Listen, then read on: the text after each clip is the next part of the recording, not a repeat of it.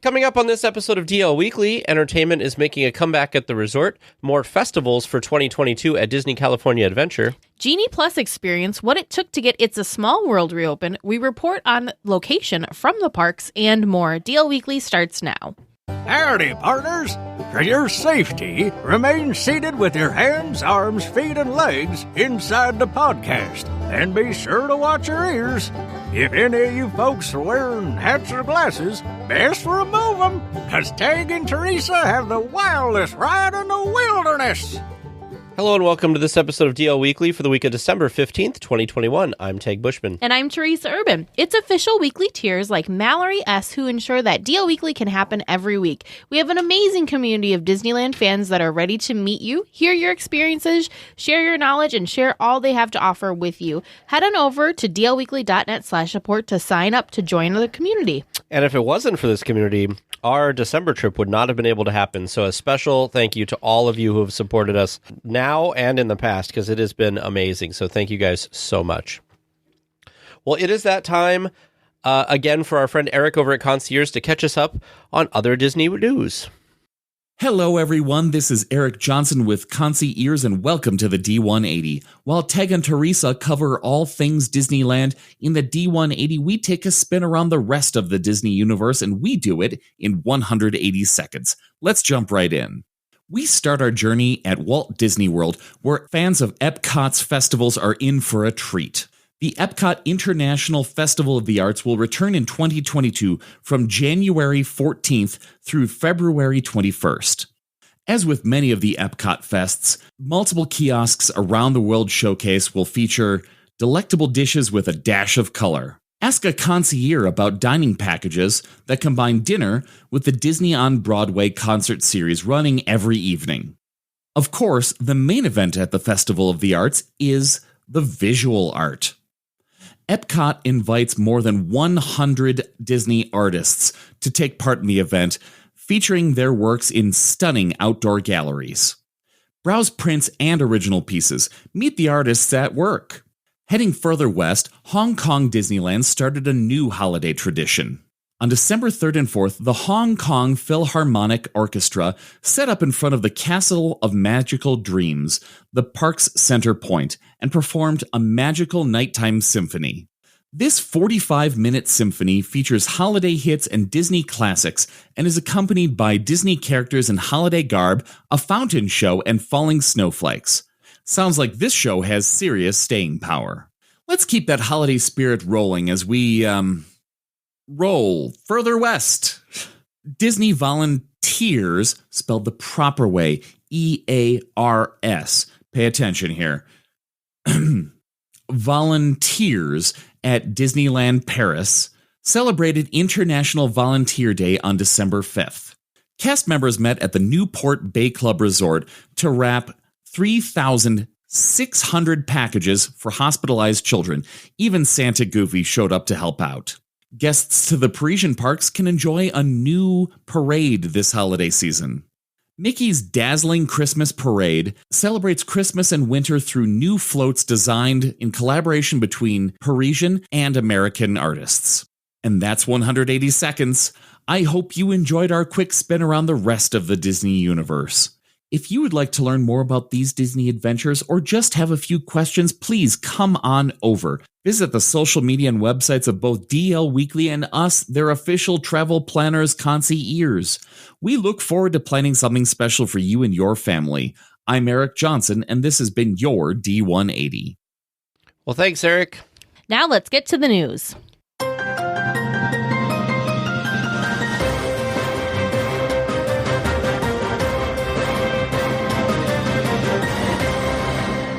Some new and returning entertainment is coming to Disneyland in 2022.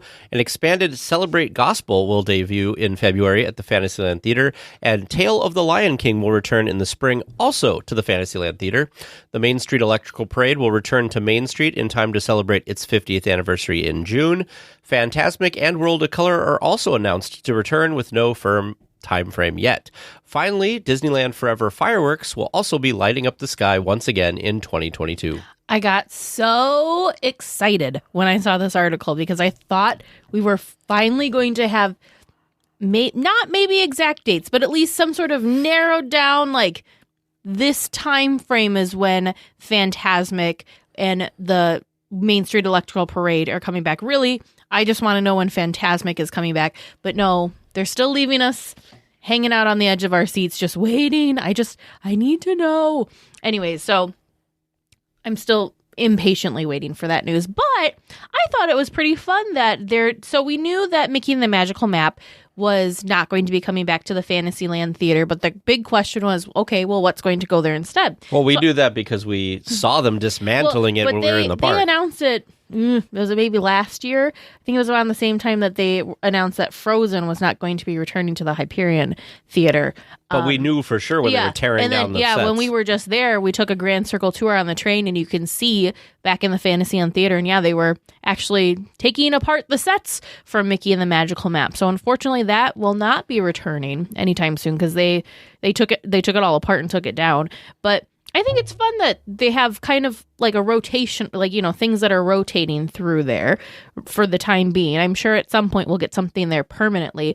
But I am happy that Tale of the Lion King, I don't know if we watched that. We did. We watched that when we were there for D23.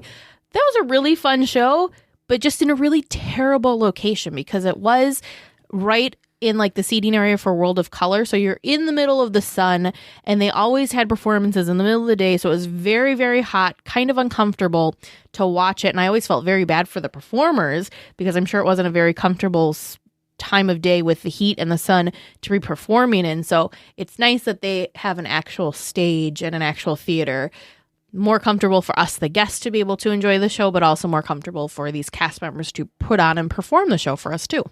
Yeah, and it looks like they might do the expand. Well, they are going to expand both of these, the Celebrate Gospel and the Tale of the Lion King.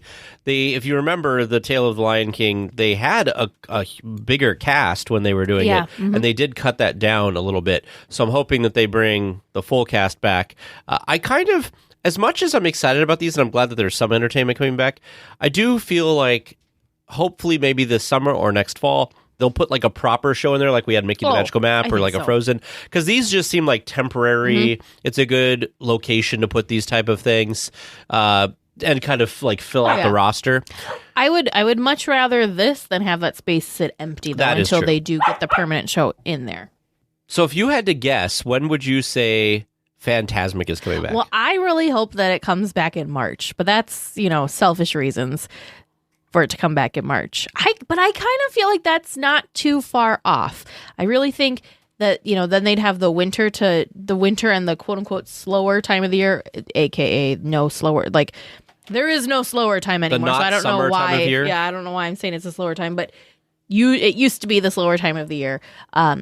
I feel like that would be a good time. And it's also reduced park hours. So they have more, they don't have to be there in the wee hours of the evening and morning to be practicing. I think I think that would be good. And kind of, again, start in the spring before the summer rush, before everybody's going to want to see it. So they can kind of get their feet back under them, get everything working how it's supposed to be working, have the spring be like the trial run times to smooth out all the bumps and the kinks. Because I'm sure it's going to be a rocky start.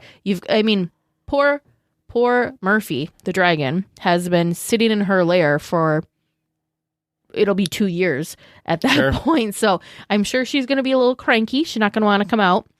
Kind of like when she first made her appearance, she had some issues. So it'll be interesting to see how quickly they can get that animatronic and other parts of the show ready and working to perform night after night after night again. So I just had a thought. So with Lightning Lane, so previously for Phantasmic and World of Color, you could go to a FastPass distribution point and get seating. Yep. Do you think that they're gonna? Do you think they could do a Lightning Lane Plus for like premier seating that you could pay for that's not attached to a dining package? I'm sure. Sky's the limit. That would with be Genie interesting. Plus and Lightning Lane when it comes to these like pay per experiences or these add-on experiences for sure. I will say I am excited that Disneyland Forever is coming back. It is not necessarily like my favorite fireworks spectacular, but I'm glad that a normal, like something from the before times is coming back as a fireworks spectacular that I don't think they haven't reported on this, but I hope that they don't do like they did before, where it's just fireworks on the weekend and projections on the weekdays. I feel like that's the new thing during the off season. During the summer, fireworks every night for sure, but during the quote unquote off season, I think it will shift to fireworks on the weekends and projections on the weekdays. It's just more cost effective that way. Sure. Not as magical, but more cost effective. Nothing quite beats a food festival at Disneyland. Lunar New Year and Disney California Adventure Food and Wine Festivals are both returning in 2022. The Lunar New Year celebration in 2022 is based on the Year of the Tiger, so Tigger will be joining this year's festivities. Raya from Raya and the Last Dragon will make her debut at Disneyland for this celebration as well. The Lunar New Year runs January 21st through February 13th. Starting March 4th and running through April 26th, the Food and Wine Festival will return. Sip and Savor passes will be offered for both celebrations. So a lot of the same stuff that has come with the Lunar New Year celebration and the Food and Wine Festival previously will be coming back. You're, of course, going to have Mulan and Mushu. Yep. They're, of course, going to Mickey and Minnie, Three Little Pigs, all that type of stuff in their festive attire. You're going to have the one thing new this year with Raya coming is they're going to put them in a setting inspired by Kumandra, which is like the area, and that's going to be at the Redwood Creek Challenge Trail, so that could be really cool. And of course, there's the Lunar New Year procession, of course, the Sip and Savor Pass. We actually really enjoyed the Sip and Savor Pass for the Festival of the Holidays, so could be good. This is really exciting because we will be there during the Food and Wine Festival. We will. I really like what they're doing with the Redwood Creek Challenge Trail area. I think that's kind of an area of the park that not a lot of people maybe realize or even prioritize to go back to. So I think it's really fun. So of course we had Villains Grove for Oogie Boogie Bash. That was Still made the it best. very cool, but only if you were a party goer did you get to experience that. But when we were just there last week, that feels weird to say. When we were just there last week, they turned it into this fun little like Santa themed area. So there was like the Jingle Bridge and like there was different games. There was cookie decorating, all sorts of fun little things to do back there that were holiday themed. So I think it's very cool that they're going to turn it into Kumandra. I'm really excited to see what that's going to look like. Yeah, I agree with you. I think that is a good use of that kind of space because there are kids that go back there and play and stuff, but if you can add some theming and stuff, I think that's really nice. Of course, I'm a sucker for like the nighttime lighting and stuff for Oogie Boogie Bash. Of course, you're not going to be able to have that for everything because then like a whole chunk of the day, you're not going to see that. Yeah, that's the only drawback to Villains Grove is the fact that it's then closed all during the daytime, so that area is not unable to be used. But I'm excited to see the food list. This will be, I think this will be my first Food and Wine Festival. That sounds right. Yeah, because we did the Epcot one. Vern and I almost, there was a perfect week back during Pixar Fest that both things were going to go on. Right. It was the end of the Food and Wine Festival, the beginning of Pixar Fest. This was back in 2018, and we didn't go that like perfect week. I really wanted to go that perfect week, but it didn't line up for us to go then. But yeah, no, I haven't done the actual Food and Wine Festival at DCA, so I'm excited to take a peek and see what that's all about and experience it firsthand. So now I have a really weird question for you. It's a question that like only somebody like me is going to think of.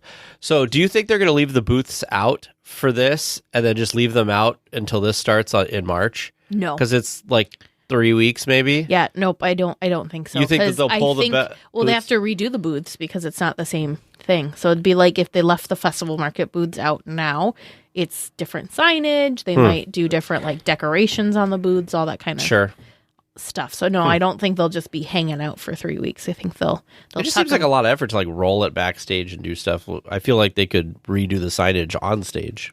But I feel like it's Disney. There's a lot of stuff that they could do during the day, but it's more magical if it happens overnight and when peering eyes aren't watching. Well, as we've been covering for a few weeks now, Jessica Rabbit is taking over Roger Rabbit's cartoon spin.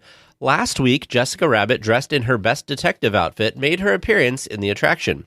A new figure was placed next to the car trunk that she used to be inside of.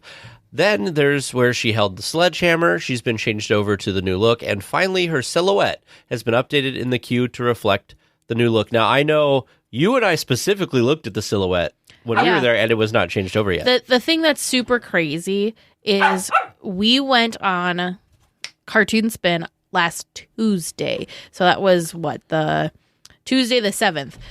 On Wednesday the 8th is when we were seeing and hearing reports that Detective Jessica Rabbit had made her debut. So literally the next day. So unbeknownst to us, we saw we saw it right before they flipped everything over. So that was pretty crazy. But unfortunately for us, we didn't get to go back and see the new updates firsthand ourselves because we found the news out right before the fireworks show, and they don't reopen Toontown after the fireworks. So Toontown, of course, closes early, and we found out right as Toontown closed that this change had been made. So we were really bummed because it would have been so cool because we were there for It's a Small World reopening, and we were in the parks for Jessica Rabbit, for the new Jessica Rabbit detective, but we didn't get to see it firsthand because we found out too little, too late. But that is okay. Yeah, it would have been cool to see them, but the pictures do good. I mean, I felt like really what it is a redressing of the characters. It wasn't like a new... The only thing that's new is her standing up next to the trunk, because she was laying in the trunk before. Yep, the first Jessica Rabbit is new, or they reworked the figure that they had before into a standing version. But yeah, the second one where she's holding the sledgehammer, that's like, this is going to hurt you a lot more than it's going to hurt me. Same figure, she just has a detective coat on now. Sure. I'm gonna withhold judgment until actually seeing them, but I'm just still amazed that we were there the day before everything flipped. And did you feel like, oh, it's gonna be different tomorrow? Nothing seemed to skew. That's just how cool and how amazing Disney cast members are, that they can pull off this switch just overnight and poof. Next day, new thing. Well, Cool. It wasn't dialogue and stuff didn't change. No, but still, I mean, the shadow thing, sure. That was a lot of it. Wasn't like, we're just going to put this one coat on this one figure and call it good. So, still pretty cool. Right now, before we get to the next story we had scheduled, this seems like a good spot to throw this in. So, Disney also announced sometime today that before Mickey's Toontown closes in March, that Mickey's house is gonna be available to be rented for private parties in Toontown. I think that's really interesting. And the thing that was also amazing to me was the price point on this. The price point on this compared to other private experiences where you rent out areas of Disneyland, this price point was pretty reasonable. It was, 10 people, and it was $350. So, and you get PhotoPass. So it's $35 per person. So not bad when you think of what is that dining experience that ends up being like $1,500. Oh, the Royal 21 Royal? Yeah, the 21 Royal dining experience where you get to rent out and be in what was the Dream Suite area and have dinner up there. Yeah, that's a $1,500 experience. So $35 per person seems totally reasonable. Well, a 90-minute gathering, I mean, you're paying more than $35 for a character dining experience, and you're in Mickey's house. So just to tell you guys what it includes, it's a 90-minute gathering for up to 10 guests, like Teresa said. You get a group photo with Mickey and receive complimentary downloads of PhotoPass photos taken during the event. You get to decorate cupcakes, participate in hands-on crafts and games, and get quicker entry to Gadget. This is the silliest part. Gadgets Go Coaster. And then you get to relax and leave the party planning to us. They'll create the magical celebration. It takes place. You can book this between January 19th, 2022 and March 6th. So only for like a month and a half. And like Teresa said, $350 per group, gratuity not included. Payments due at the time of booking. So it is, I don't know if you mentioned this, it is a 90-minute experience. So still, no discounts either. For what Disney usually pays for these private experiences, this is actually pretty reasonable. I just thought it was interesting that because one of the criticisms that people have had, especially with Genie and stuff, is that Disney's just trying to nickel and dime everybody, and now they're renting out Mickey's house, and I'm not sure how I feel about it. I feel like there's plenty of places you could rent out in the park, It just feels like you're taking something that used to be open to the public and you're renting it. Well, I don't know. The only problem is these houses, that's the other thing too you have to remember, is these houses haven't been open, so they're just kind of sitting empty. Mickey's house, Minnie's house, Goofy's house, Sure. Donald's boat, so they're just empty spaces anyways. So I don't know. I've got mixed feelings about it, but I'm still surprised that they didn't slap a much bigger price tag on it. Just because that seems to be, for these private experiences, and especially since this is a limited time offering, you would have thought that they would have slapped a much higher sticker on it. So I am glad that they did not. By the way, I'm so sorry that I just now realized that you're wearing your new ears that did not arrive in time for the trip. They're cute, You're actually. so observant. I like how we were busy dealing with all the other stuff. I enjoy that, like the 3D-ness of it. Yeah, like it's layered. Mickey berries. Yeah, I like the Little layering hidden of the leaves though. Mm-hmm. Yes, I ordered these specifically for the trip, and they came the day our first day in Disneyland, so it didn't work out at all. They were supposed to have gotten here like the Thursday before we left. We left on a Sunday, and they arrived on Monday. So, what's your least favorite part of that? What? Of your band? My bow. Yeah, I'm not a. Oh, maybe that looks better. The bow needs to not be so together. Yeah. I wish it was less filled. Maybe that's like part of the flatter problem, too. It's overstuffed. Yeah. I love the ears on it though. Like if it didn't have the bow, I'd even wear those. Like that's cute. Mickey has his own Airbnb. It's a great way to look at it. That's how they should have advertised it. Stay in Mickey's Airbnb. I mean, I guess you couldn't use Airbnb, but that's funny. You could make it like Toon B&B or something. You know how they'd turn into some. Anyway, moving on. True.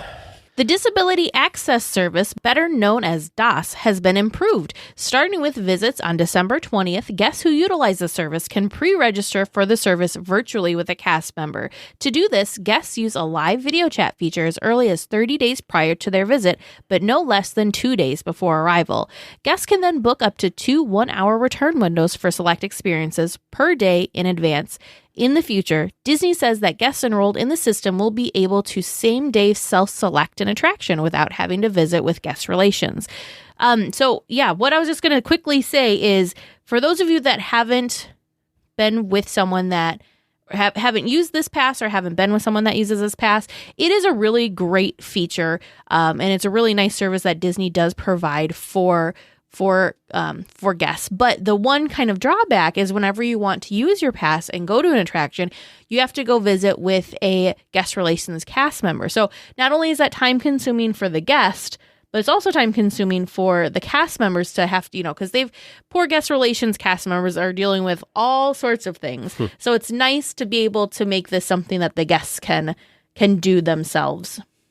I will say they had to do something, right? Because the old DOS service was basically go to City Hall, get a pass, and then at your whim go to the exits of all these different attractions. So it's nice that they've done something where you have to go and it kind of breaks it up, and they give you, it's basically like a lightning lane reservation where they tell you here's the time you got to come back. Yeah. So I think that's a lot better than having to basically you can just freely go into the exits of everything, because I don't think that was working for anybody. I don't think the way it currently is set up works really well either, because it's really an inconvenience to have to go wait in a line to talk to a guest relations cast member. First of all, you have to find all these guest relations places. Yeah. It is nice that there's guest relations terminals because they'll answer any of your questions. We asked them about submitting a cast compliment. For future reference, they don't really take cast compliments there. You should do that at City Hall, or they preferred you to go to the website and send in a email through there. But I just feel like that system that we witnessed when we were there was just very inefficient for everybody involved. So the fact that people will basically pre-register, and then once they get there and are on property, they can select their next ones in the future when they get this set up. I think it'll be so much better than the system now, because, I can see how somebody might feel like a second-class citizen trying to use a pass like this, and they constantly have to go back to a person. I mean, how would you feel if after every attraction you wanted to get a lightning lane for, let's say, you had to like go stand in line at a guest relations thing, and it's just really inconvenient. So I'm really glad that they're doing something like this, and I'm sure that there are plenty of people who listen that use this service or have used this service and are probably very happy about this. Mm-hmm. Definitely. It was great to be able to ride It's a Small World on its first day of operation for the holiday season, but it took a lot of work to get it open. The Disney Parks blog documented the process. The underground maintenance room of the attraction, known as the Pit, flooded on November 10th while refilling was underway. Almost all of the ride control machinery is in the pit, and it was submerged in at least 7 feet of water. 20 different teams sprung into action to get the attraction working again. They set a timeline of 4 weeks to get it operational again. More than 200,000 gallons of water needed to be pumped out of the pit before teams could even begin to determine the damage. Teams worked to determine what could be cleaned and salvaged and what needed to be replaced. Now, this is very sad. Many of the spare parts which they could use were stored in the same pit. So, of course, that's problematic. The team reached out to Small World attractions around the world to get the needed parts. They met the goal of under 4 weeks and reopened the attraction on December 6th. The timeline was expected to be several months under normal conditions. Well, I mean, there were rumors swirling that it might not ever reopen again because the damage was so extensive. So it's amazing. I mean, it's just amazing that they were able to get this dried out, fixed, and working up again in 3 weeks? A little over 3 weeks. Mm-hmm. Just incredible. But I really love the part of how they were able to reach out to other Small World attractions around the world to get the parts that they needed to get the original working again. I thought, like, of all of the different Disney attractions, that was like, how perfect that Small World now has parts and pieces from other Small World attractions, and the original has parts and pieces from attractions from around the world, and like that all of the different parks pitched in together to make this happen. I think that is just so cool. Yeah, I'm just happy they were able to get it open. I feel really... Teresa, I don't know how she did it. She picked the perfect week for us to go because we had all types of great experiences on this trip. So Disney gods were looking down on us somehow and got it all to work. So it was really great to be able to experience it. We did ride the attraction. We did announce out to everybody that we were going to do a meetup. So anybody who was in the park that day, and we actually rode It's a Small World holiday. So that was really nice. Community manager Kate and her daughter Jude love that attraction, so it was nice to be able to ride it with them for that meetup. And Jennifer, another weekly cheer of ours, happened to just be in the park that day, so that was good. So we'll try to do some more of that in the future too, where we announce like a meetup at an attraction so we can all kind of ride together at a certain time. I think that worked out really well, and we all got to experience a cool attraction together. That was my first time experiencing Small World Holiday, and it's much different, and I need to now take Vern on it because Vern is I think he'd like it. He would like it. I think he'd really enjoy it. His thing is the earworm. It just gets, the Small World song just gets stuck in his head and just will not leave him for the rest of the trip, and if not, long after the trip too. It just gets really embedded in there. So for him, it's not the attraction, it's the song that's difficult for him. So I think he would really really enjoy this. How does he feel about Christmas music? Oh, he's totally fine with Christmas music. Totally fine with Christmas music. So, yeah. Yeah, I would love to see Vern go through this and see what his opinion is. It's so dang magical with all of the lights and all of the bright colors. We went through it. I think we went three times. And each time I was looking at tag and I'd find something and I'd say, is that always here? Is that always here? Like, I was noticing things that were probably there forever in the normal attraction that I've never actually noticed, but they just looked different because of all the other things that they put around it. But man, like the amount of detail to get that flipped over to the holiday version is just wow. Because if you look at all the if you look at all the dolls, most of the animals even too, everything has some sort of little like holiday bauble, whether it's like a little bow or a little piece of holly or maybe a little like ornament that they're anyways, every single thing in there has been like Christmas holiday-ified in some shape or form. It's just amazing. I was trying to find if somewhere on YouTube, which doesn't look like they did, I thought maybe somebody would put like a side-by-side of regular versus Christmas. It doesn't feel as like it's the same you know, it's the same repetitive sound, but it doesn't feel as repetitive. So that's why I think Vern would enjoy it. I felt like, thinking back on it, I felt like the attraction seemed shorter. And I don't know why that is. I think it's because you're just trying to take in so much. And then the other cool thing, too, is the smells. Oh, yeah. You had like the cinnamon smell and the gingerbread smell were the two. Peppermint. Those two stuck out to me. I didn't notice the peppermint. There was a peppermint one, I thought. We saw firsthand how the launch of the Genie system in Disneyland went last week. The first hour or so worked well, and we were able to buy our Genie Plus service, make a couple of Lightning Lane reservations for Guardians and also Midway Mania. We were even able to mobile order some food and have a lot of PhotoPass photos taken, which was so fun. But about an hour or so into the day, actually it was right after we got off Midway Mania, the entire system went mostly unresponsive. The free Genie service to plan the day only displayed an error, and reservations for Lightning Lane attractions could not be made. Even the Lightning Lane Plus pay per attraction options were not available. However, magically around 5 p.m., the system seemed to come back online and continued to work for us perfectly until the end of the night. Even in the couple hours we were at the parks the next morning, the free portion of the service seemed to be working well. Yeah. It actually seemed like it was going to be a great day with Genie Plus that first day, because we were able to purchase it very quick, very easily. Guardians was super simple to get the Lightning Lane for.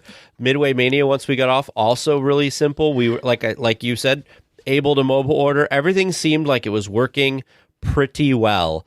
And then when we went to redeem our Midway Mania, I was having trouble getting the barcode to pull up.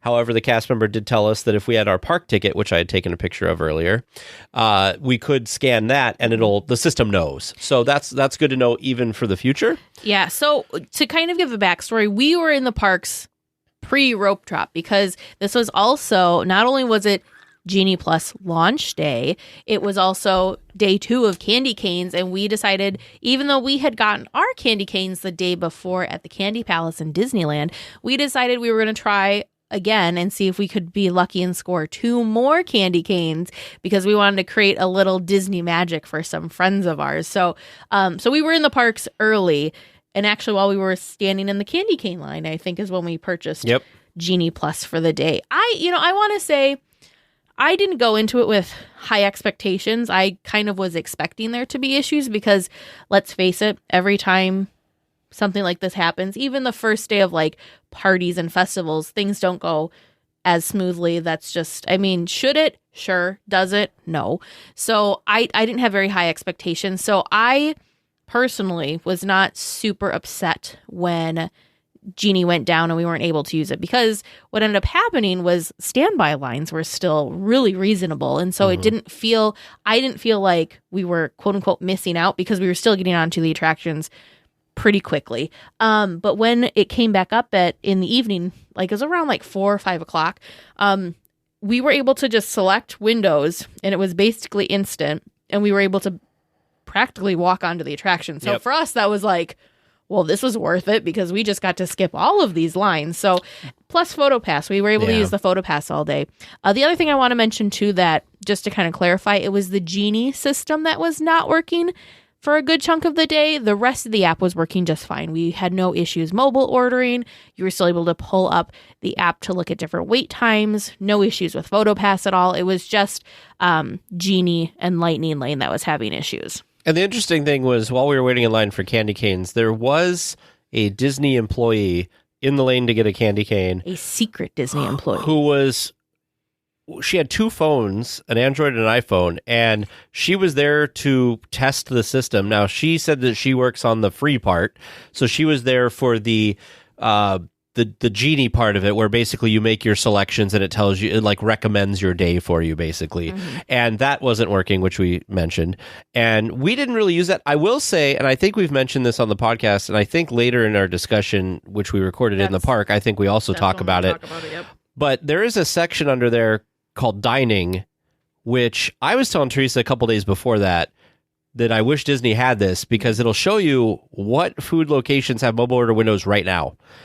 Love it. So I think Genie, even if you don't pay for the Genie Plus service, I still think Genie, for the planning aspect, seems really intriguing, and I enjoyed using it while we were there when it worked. But I don't know. I think it's going to be a situation where we purchase it like maybe once per trip, that kind of thing, like for one day. Yeah, and it really depends on the wait times, because like I was saying, we were really fortunate, and we didn't have hardly we really didn't have bad wait times when it came to attractions. Obviously things like Rise of the Resistance were longer waits, but it's Rise of the Resistance, it's still a brand new attraction. That's to be expected. So, but like most attractions, I don't think we waited over an hour for any attraction the entire time we were there. I think most of our waits, like the quote unquote long waits, were between 30 and 40 minutes, but most attractions were walk on to like 20 minutes, if that. So we were really, really fortunate. So for me, if I go on a time when attractions are, wait times are like that, I don't really need Genie Plus, because I don't really feel like I'm waiting anyways. But in the middle of summer, when we were there during, in July, that's a different story, because a lot of waits were an hour or more. So it would have been nice to have those lightning lanes to kind of make the most out of our day. But again, PhotoPass, super excited about PhotoPass. And the other cool thing was, I don't know if it was just because it was the launch of Genie and Genie Plus, but it felt like there were so many PhotoPass photographers out that day. So we got photos actually in areas that I've never even seen PhotoPass photographers at before. So that was pretty cool too. So real-time follow-up, just out of curiosity. So I pulled up the app right now, and it's 6:36 p.m. in California time right now, Disneyland time, on Tuesday the 14th. And a lot of the Genie Plus Lightning Lane experiences are for right now. So I could literally hit this and be in the line right this second. Rise of the Resistance has a 45-minute standby time, no individual lightning lanes, so they must have sold out for the day. Yeah. I was trying to look because I wanted to see, they did adjust pricing, because when we were there, Radiator Springs Racers and Web Slingers were $7 to get the lightning lane, and we actually wanted to purchase the Radiator Springs one to test it, but we weren't able to because the system wasn't working. And by the time it came up, we were over in Disneyland for the day, because they had like an after-hours party at DCA. I don't know if they ever sold individual lightning lanes the rest of that day or not, though. I'm not sure either. But anyway, I think that it's a good addition to the app, and I think we'll have to wait and see how people use it and what ends up happening. We were talking about this in the chat with some weekly tiers, and someone brought up a really good point. You've got Disneyland, which is primarily there's a lot of annual pass, key holders, and a lot of locals that go to Disneyland, versus Walt Disney World, that's more tourist heavy. Yes, they have their annual pass holders, but the percentage would be higher in Disneyland. So it'll be interesting. I think just naturally, Genie and Genie Plus is going to be utilized probably more in Walt Disney World. The other thing too is Walt Disney World. Do you remember when Pandora opened? The flight of passage was some crazy. People like 6 hours basically long. Waited the entire day to go on this attraction. They historically have just had crazy long wait times for their attractions. So I would definitely pay to not have to stand in a 6-hour line if that were the case. Whereas Disneyland, I mean, look at Rise of the Resistance. I would say most days there's a point in the day where it reaches 120 minutes on the app, whether if that's the real actual wait time, I don't know, but that's according to the app, it's 120. But most days it drops to like an hour, if not less, in different parts of the day too. So it's not super crazy. So I just don't know how heavily Genie Plus and Lightning Lane is going to be used in Disneyland versus Walt Disney World, because I just don't know, again, with it being so many people that are local and that are frequent visitors, you're not going to want to shell out $20 per person per day every time you visit. It's kind of more of a special thing, special circumstance thing, versus Walt Disney World, it being a lot of people's maybe one and only family vacations. They're going to be more apt to want to get the most out of their days. So it'll just be interesting to kind of see between the two how that works. It looks like they lowered the price for Radiator Springs again, as of right now, on Tuesday the 14th, $7 again. So Must be weekend prices. yeah, because weekend it went up to 12.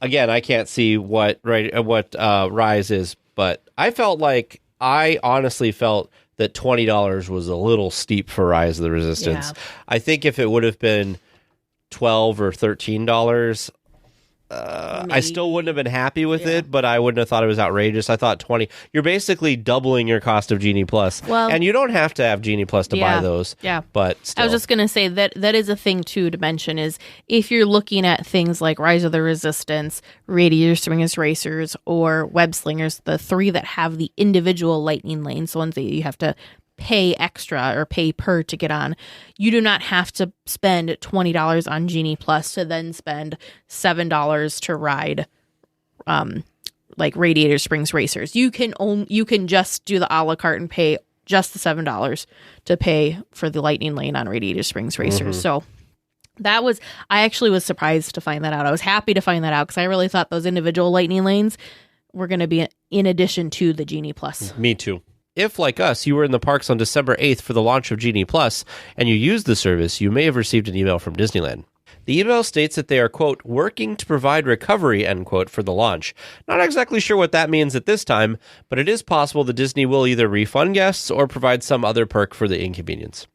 Yeah, I was kind of surprised by this because one of the reports that I'm sure a lot of people have seen and that we were walking past was, of course, the poor guest services cast members were flooded with people. And it was shortly, like, the first crazy line I saw at guest relations was when we were still in DCA. And it was not long after it went down. People were up at the booths and they were upset and they were wanting, refunds. They were wanting their money back. Guest relations, of course, was taking care of the guests. There was a couple of different things that I had heard had happened. One of the things was they were issuing people basically like some sort of pass that allowed them to get 6 lightning lanes with these like paper pass things.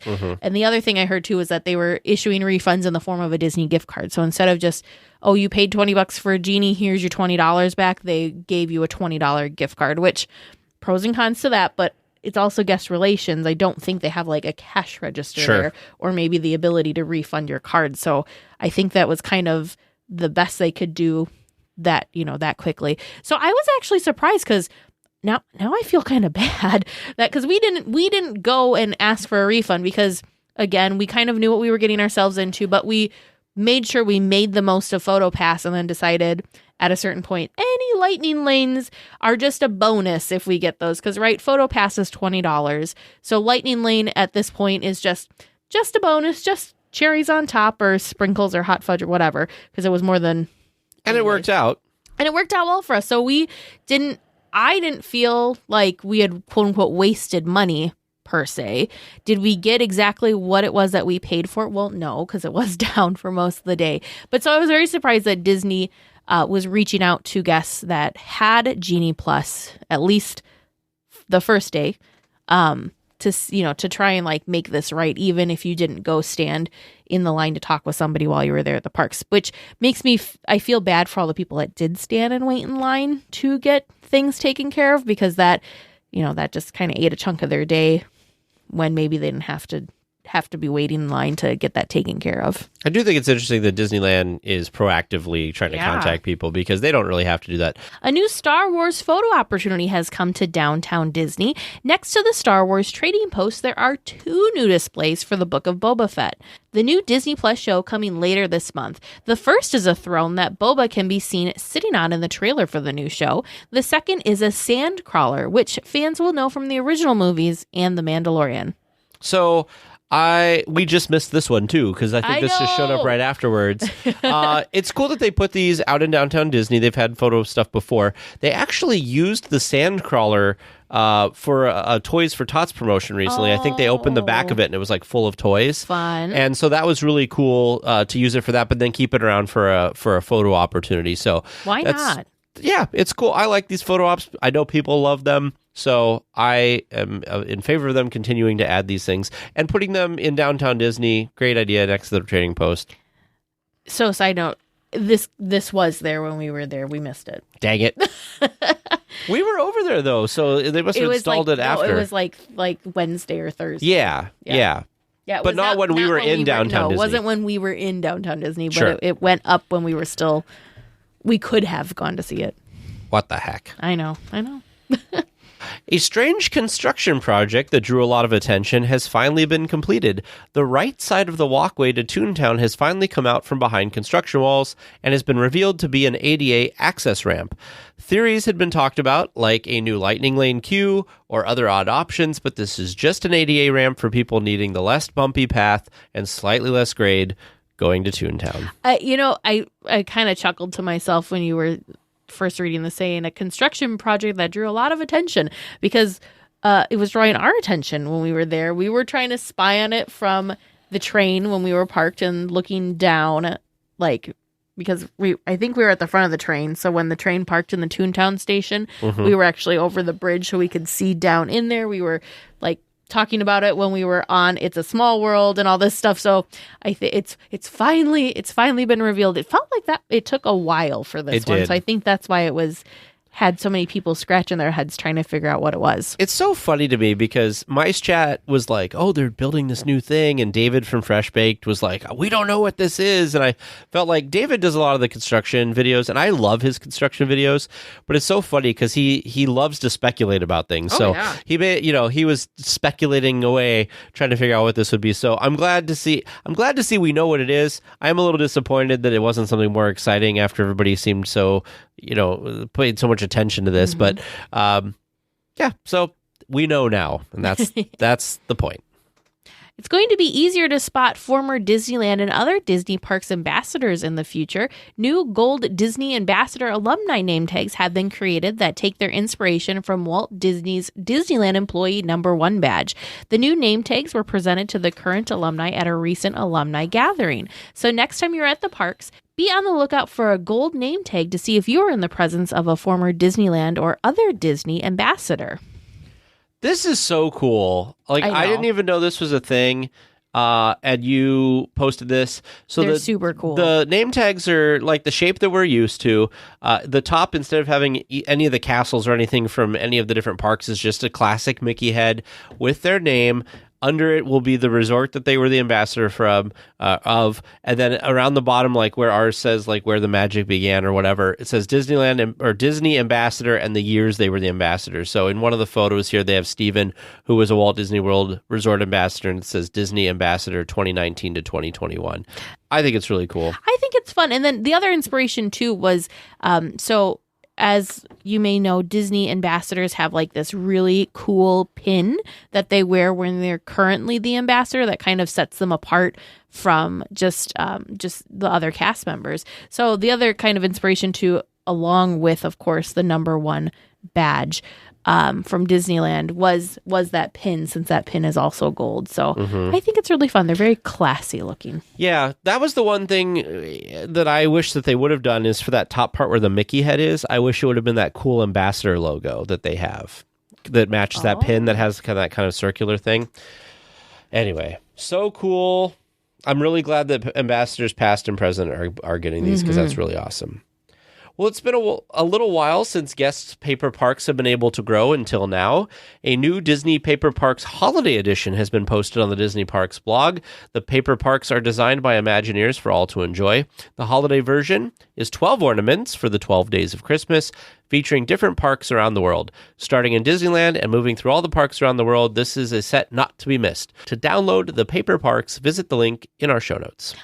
These are just so cool, and I feel like I've said this before, but I just love that they're continuing these after, because this was a thing that started when all of the parks were shut down to bring a little Disney magic home for everyone. So I think it's really fun and really cool that they've continued to do these and bring these out and share these with us, even though the parks are reopened now. This one, I feel like this one might be more my speed. I have been looking at the Disney paper parks and like admiring them and thinking they're super cool, but also thinking, I don't think I have time. Like it felt like a very large commitment for me to like sit down, cut these out, color them, and like I'd want to make them look as good as I could. These are smaller versions, but still very cool, very intricate.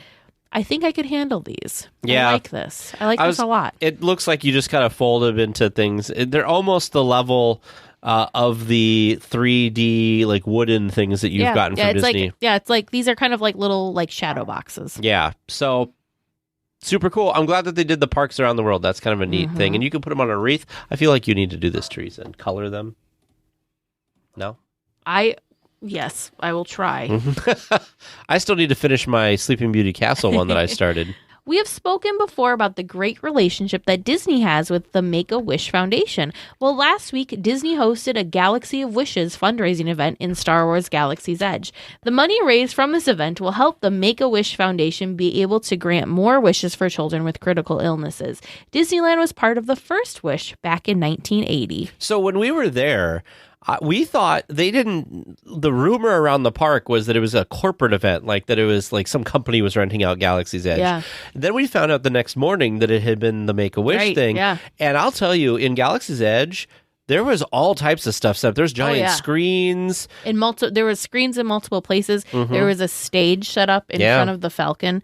So yeah, it looked like it was quite the event. Yeah, and hopefully they raised a lot of money for the Make-A-Wish Foundation because what a great organization to grant kids that have terminal illnesses their a wish that they need to do. So super, super cool. If you have time, I would recommend going. We'll have, of course, a link in our show notes. Going and reading this article.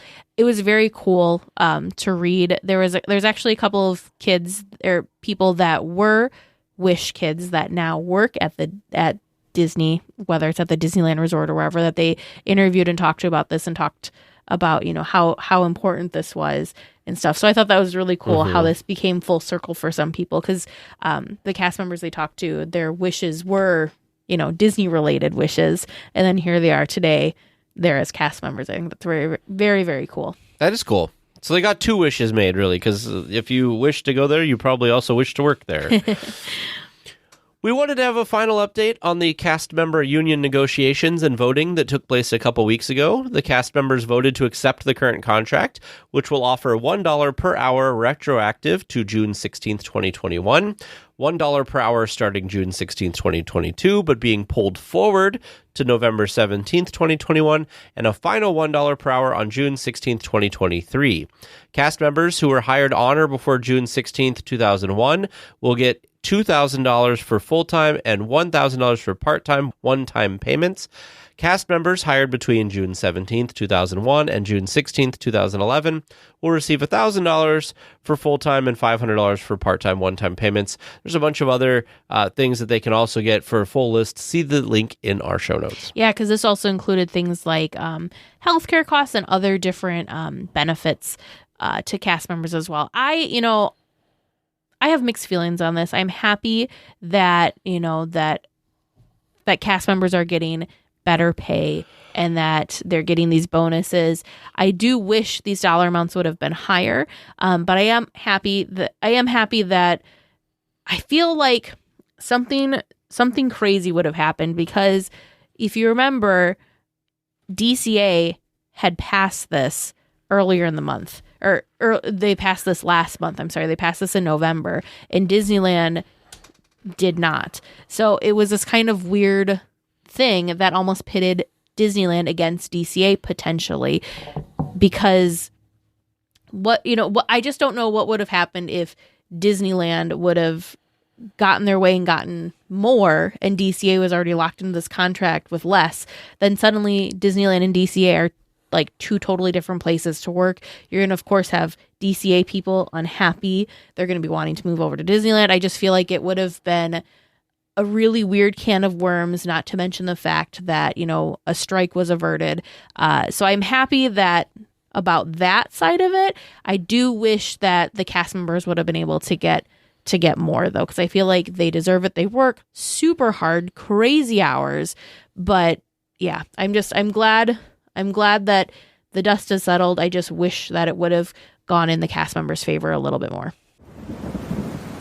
Psst, avast there. Here comes seeking questions and long-lost Disney information, eh? Sure, you come to the proper place, but keep a weather eye open, mates, and hold on tight, with both hands, if you please. There be squalls ahead, and James and Vern waiting for them what don't answer correctly.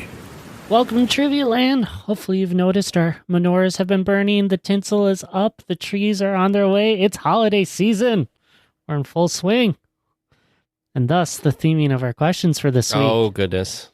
This could be fresh in our minds, though. This might be good. It could be good. It's going to be like past things. When did this start? How Maybe. did you know, Teresa? Yep, see? Oh my gosh. Do I get a point for I mean, You we'll get a see. bonus point for Yeah, knowing what yeah. the trivia is going to be like. I mean, it's very impressive. So we had some help from listener Trisha H. She sent in some good holiday questions to really spruce this up. But we'll start with one from me. When did the very first A Christmas Fantasy Parade start at Disneyland? Ooh. Now, wait. Are you talking about the one that's currently running? I am talking about the first A Christmas Fantasy Parade. Okay, well, the parade that runs right now is called a Christmas Fantasy. Are you saying a Christmas parade in general or a Christmas Fantasy A parade? Christmas Fantasy Parade. Okay. In quotes. Oh, my goodness. That means there was another Christmas Fantasy. I'm going to say, What do you mean there was another Christmas fantasy? like, there could have been a parade called the Christmas Fantasy Parade that's not the parade they have now that is also called the I don't Christmas think Fantasy they call it Parade. the same way. But that's why he's air quoting it. Oh. Is it? So I'm going to say I'm going to say, 1976. oh, wow. I was going to say 1989. Okie dokie then. Question number 2. James is like, that is way too long ago.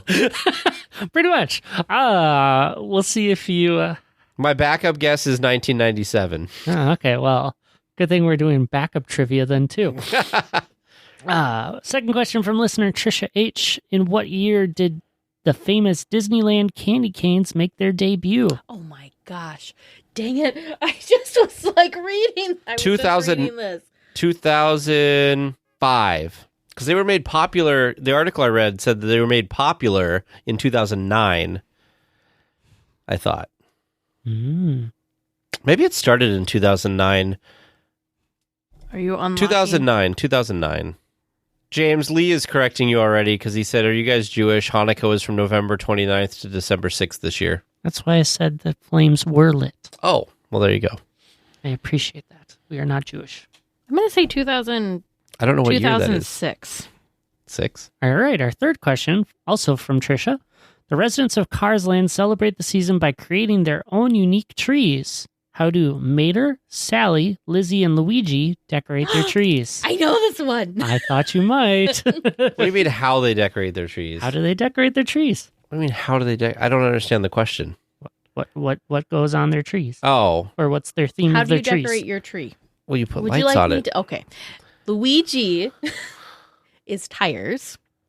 Mater Yeah, is hubcaps. okay. And I think taillights maybe. And Sally is cones. It's a tree Okay, made out of I know little this is really cones. dumb, but who the heck is Sally? Sally's the owner of the Cozy Cone. Oh, see, I haven't watched Cars in a long time. Wasn't there one more? Or was it One just 3? more. I'm waiting for Lizzie. Who's Lizzie? Who's Lizzie? I don't know who Lizzie is. Lizzie is the old black car. Often confused about where they are. Oh, like the old lady car. Yes. I'm going to say hers. We didn't walk down that Where's far. I'm going to she? say that hers is across from Flo's. I'm going to say hers is license plates. I don't really know that one. That's a total guess. The only one I would have guessed myself was tires. So just put me down for tires. So, okay, we'll put you down for tires. All right, our final question. I'm going to keep up my theming of cast member costume questions. Maybe Did you pay more attention this time, Teresa? I tried. Okay. I don't think I did a good job, though. Well, we did notice, James, Yes. and I thought they were new, but I was corrected that we just haven't been there when it's been cold enough. But the coats that the cast members at Pirates wear are super awesome. Ooh. I've noticed looking around, there are a lot of very cool looking coats and jackets, but that is not involved in this one. All right, cast member costume. Starting from the bottom up, the cast members wear blue pants. Most I've seen are a baby blue, though I did see navy-ish once or twice. They have a white shirt tucked in. It reminds me of a button-up, but there's no buttons on it. and it has a rather deep V, and that V reveals a blue and white striped shirt underneath that really makes me think about Mr. Smee. Top it off, they're often wearing what I can best describe as a sun hat. It's not big and floppy by any means, but it does have a ribbon that matches their pants. I think I got one. Holy crap. I can see this cast member costume in my head, like pretty clearly. Even from when you said baby blue. Excitement. But I'm trying to remember where the heck I saw it. Do you want me to go? Can you tell me what park you think it's in? I think it's in DCA. Okay, hold on. Because I don't want you to influence my answer. Because I feel like I know where this is. Is this... It's in DCA. It's Little Mermaid, isn't it? That's my guess, is the Ariel's Under the Sea Adventure. Yeah, so it took me a second. Lizzie runs the Curios shop, by the way. Yeah, it's like I don't know, I call it the souvenir shop. You were very excited for that one, by the way. I was! I've never, had any sort of, idea for... like... Well, how many times did we ride that this last time? 3? 4? Just twice.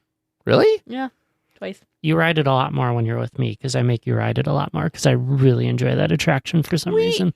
Are you sure? Because one of the times we had the teenagers behind us. One of the times you had to talk to Ultra about the credit card, and I think we rode it another time. I got a call from the bank in the middle of No. I got a call.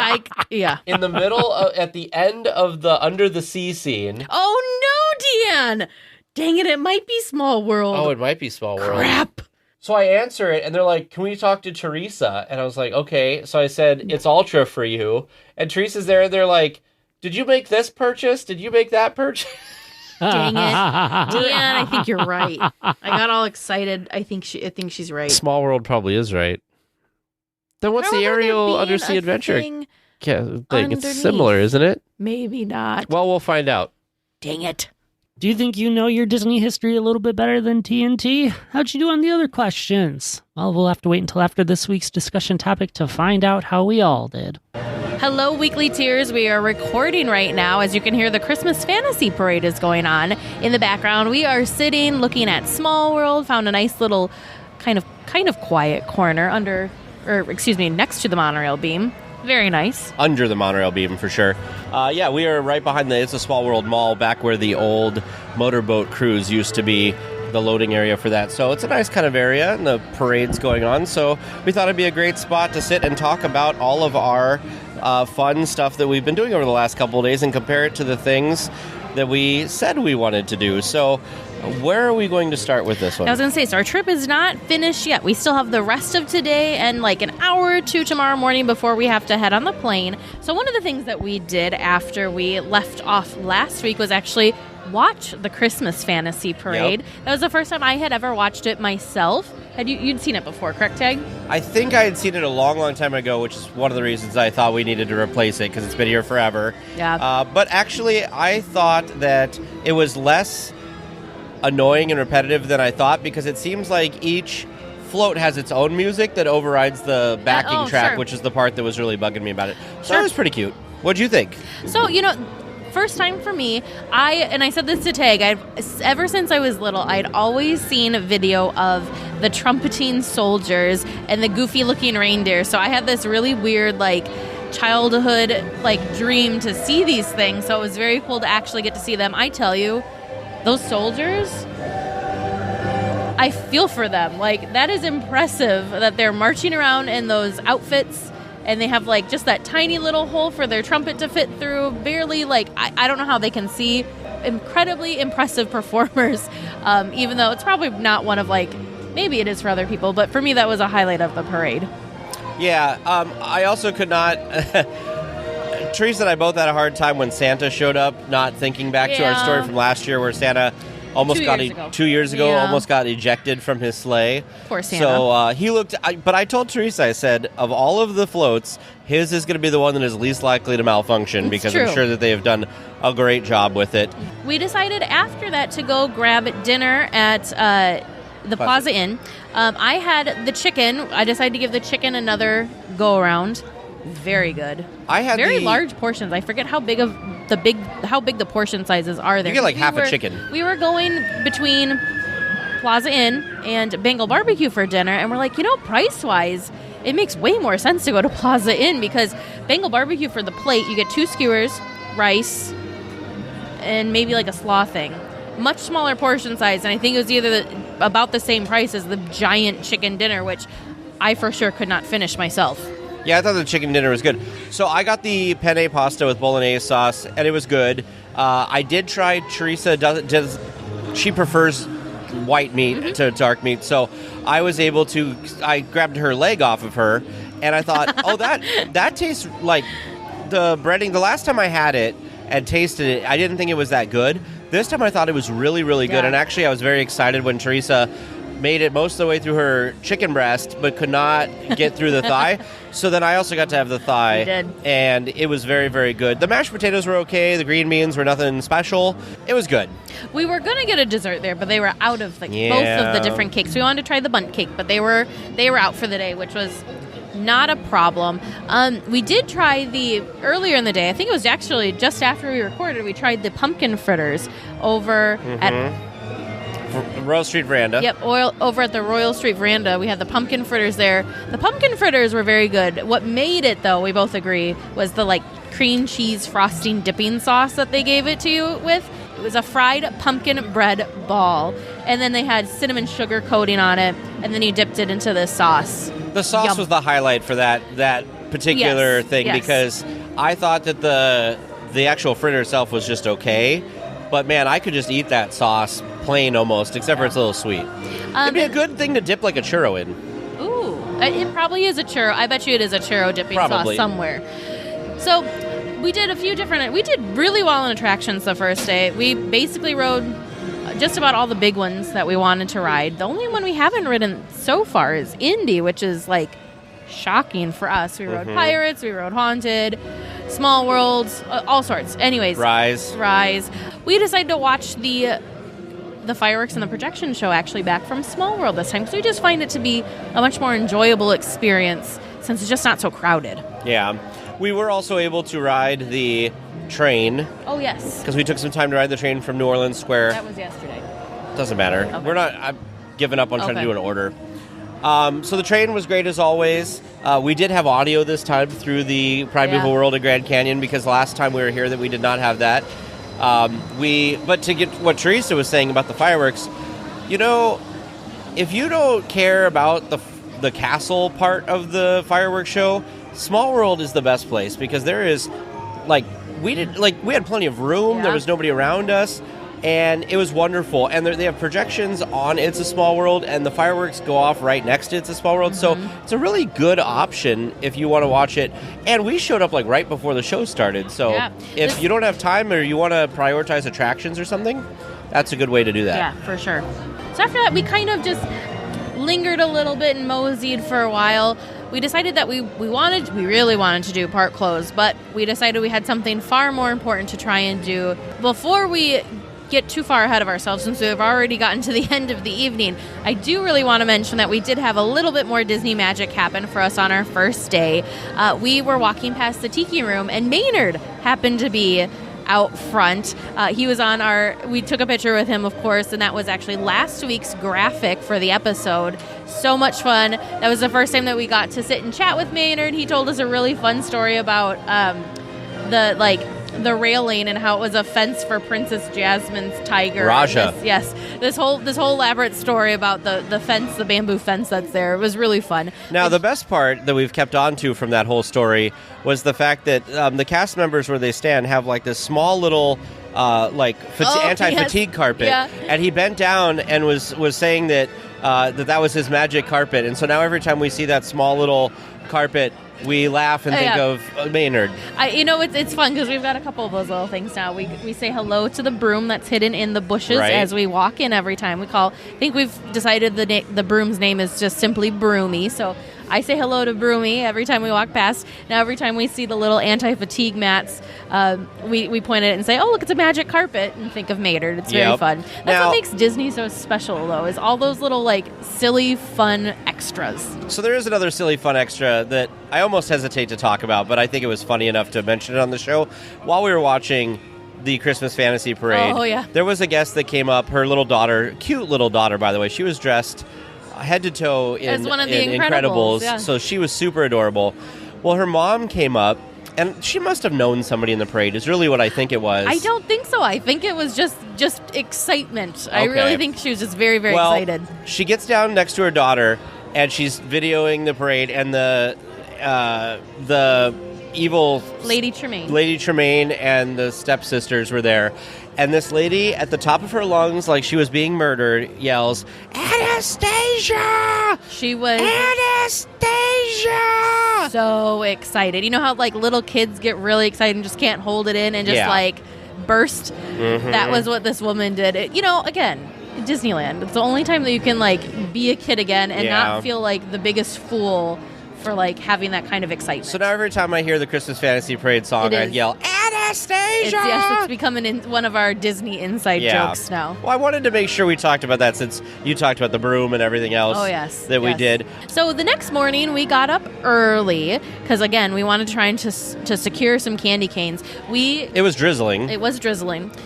We waited for security. Like, we got here so early that security wasn't even open yet. So we had to wait in a line for security, got through security.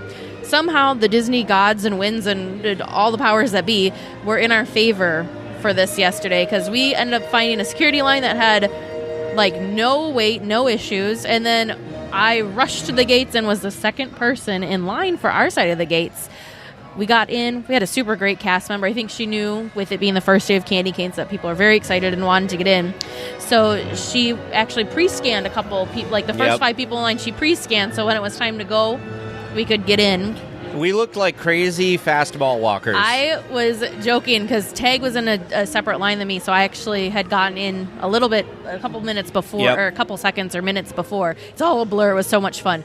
But all these people were doing this crazy, weird power walk, and I think because like somebody started it and then like nobody felt ridiculous doing this. Nobody was running. Everybody was following the rules, but I just started laughing and looked at the group next to me and I said, we're going to call this the Candy Cane Shuffle, as we're like shuffle mall walking ridiculousness down to the Candy Palace. So we got in line and we were probably, I don't know, it felt like we were probably 20 or so people within back. the first 20, for Yeah, it sure. wasn't too bad. They did come down. The way the process works is you line up, and then... so we actually stood in line for 2 different sets of candy canes, and I just want to explain the difference between the two. So in Disneyland, our experience was we lined up, and they had a QR code outside the Candy Palace that a cast member was standing next to, that when you got to the front of the line, you'd scan, you'd give them your name, your first and last name, your phone number, and how many people were in your party. Up to 4. Up to 4. And just for people in the future, if you have a party of 4, one person can do it, and up to 4 people can buy the candy canes. Yeah, so how you it don't works, need to do it separately. Yeah, so how it works is that initial line to get into the virtual queue, only one person needs to join that queue. Yeah. But when you go to purchase the candy canes, it's 1 per person when you go to purchase. So, for example, Tag scanned in, said there were 2 of us. I did not also need to scan in, but when we purchased, we both needed to be present to purchase the 2 candy canes. Yes. So once they started, so at Disneyland they waited until 8 a.m. when the park opened to start processing that. This morning we were at DCA for their candy cane sales, and they actually started allowing people to scan the QR code before park opening. So by the time park opening, just a couple minutes after park opening, we were already scanned through and on the wait list to come back. Then what happens is because you give them your telephone number, they tell you sometime today you'll get a text message and you have a half an hour to return. You show your text message to the cast member. They find your name on the iPad and they send you to the cashier where you make your purchase. Now, at Disneyland, what was cool was they gave us tickets that were numbered. Yeah. And I was number 29. Yep, and I was number 30. So we got 29 and 30 number candy canes. At DCA, they just gave us a ticket, and we went in. There was no number. We have no idea where we were in that whole thing. Yeah. But it did take us a lot longer to get called back, so I think... We were further back in the queue for DCA for sure, because when we joined the mobile list, I think we were like number 70 in the mobile list. So... Still, both times, very pleasant experience. Now, neither of us this is the first time we've gotten candy canes. Neither of us had done it virtual wait list. So I don't, and pre-park reservation. So I feel like this was pretty smooth, pretty easy. Yes, we had the candy cane shuffle, but past that, it was a very easy, very, very smooth, good process. And even though the line for the candy canes reached down Main Street and through like Jolly Holiday and back a little bit, everybody, it seemed like, was able to get on the mobile wait list and probably got candy canes. Yeah, they weren't cutting those people out at all. So we're not sure how many candy canes they actually go through. Our guesstimate is between like 150 and 200. We heard some people in line saying that it was like 700. So, I mean, the cast members in the queue also did not know, because people were asking, is there going to be enough? Like, do I even bother to scan in and stand here and wait? Right. And they said, they don't tell us. But it was really, the thing that was so magical to me about the experience was walking up to the window. I tried to get some video of this to share with everyone, but watching them pull the candy canes and weigh the candy canes and shape the candy canes into the hooks before they dry, I thought that was so cool to be able to like watch it. It just made it more special than if I didn't get to see the process, because I know, they're fresh, right? I just watched them make these, and like an hour later, I'm picking it up. It was pretty darn crazy. They are big.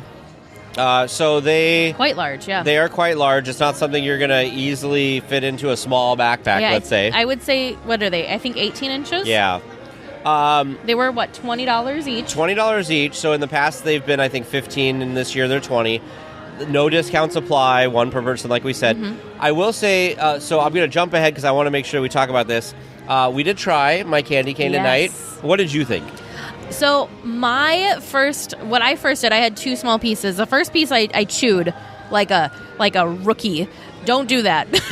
So I just like chomped through it, and I didn't get the magic. I'm like, I don't get it, because it was just very normal candy cane like to me. The texture was a little different, but not obviously different. The second piece, though, I decided just kind of to suck on for a while. That was when the magic happened, because then it was like more light, more airy, not as sticky as like a store-bought candy cane. Yeah. The smell is wonderful. Such a fresh, pleasant aroma.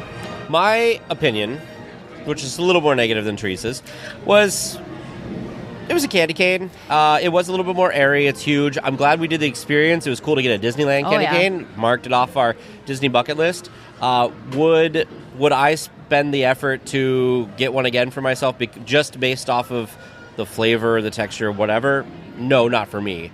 But they are cool. I'm glad we did it. I'm so glad we did. Now, like, normally, are you a big candy cane and peppermint fan? I'm not a big peppermint person in general. See, I'm a peppermint person, so I think that's probably why. Bought a lot of peppermint I think food.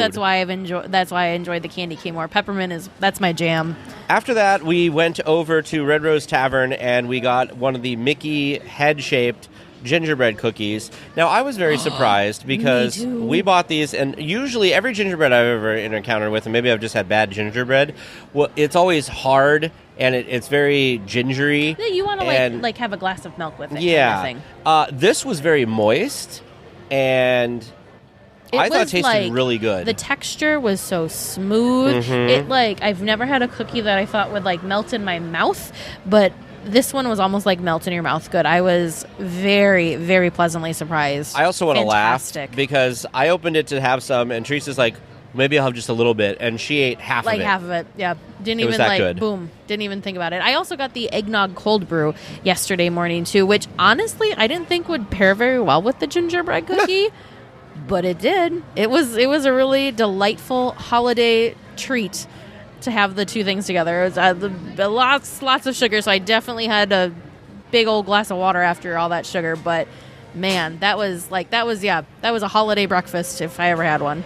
So later on in the day, we also went over to the Jolly Holiday because we were trying to get the peppermint macaron that was over there. And first of all, it looks like a Santa hat. Fantastic. I thought that was my favorite macaron from the trip thus far, personally. Again, peppermint. But I thought the cookie itself had a really great texture, but the chocolate ganache and the peppermint cream filling that was in there, great ratios for both of them. It wasn't overly pepperminty. It wasn't overly rich and chocolatey. It was a good combination. Yeah, I thought it was okay. The one thing it had in it that I didn't particularly care for was I don't like granules of sugar. Oh, yeah. And they had that on top, so I gave most of that to Teresa. But I thought it was a pretty good macaron. It was better than some of the Oogie Boogie macarons that we had. The ones that we had in the ones that we had in September weren't as good as that one, I don't think, either. And then, of course, I had the duo at Jolly Holiday. I had the grilled cheese sandwich with the soup, and it was very good. For breakfast, mind you. It was very good. It was cold and damp out, so, the warm soup, I thought it was great. We stopped at the Market House because Teresa wanted to get the Mickey gingerbread, man-shaped gingerbread cookies. So talk about that. So he was kind of hard to find. I thought that we were going to find him at Jolly Holiday. That was half the reason we decided to do breakfast there, was I wanted to pick up Mickey gingerbread cookies. And they were not there. But when we were walking over to our locker, because I think we were pulling the candy canes out because we were about to park hop. And so I watched someone walk out of Market House, and I was like, oh, yeah, that's right. They have the Mickey gingerbread cookies there. So we went in, and I felt a bit ridiculous. Note to everyone, I did bring this Tupperware container so I could try and get Mickey gingerbread cookies home in one piece so that I can give them to gifts for some friends. So I bought 5 of them. I panicked. I didn't know how many I needed. I knew I needed 3 for sure and decided I'd get 2 more for, I don't know, good luck. So I was that crazy person that ordered, we didn't get coffee, just ordered 5 Mickey gingerbread cookies. So yeah, there was that.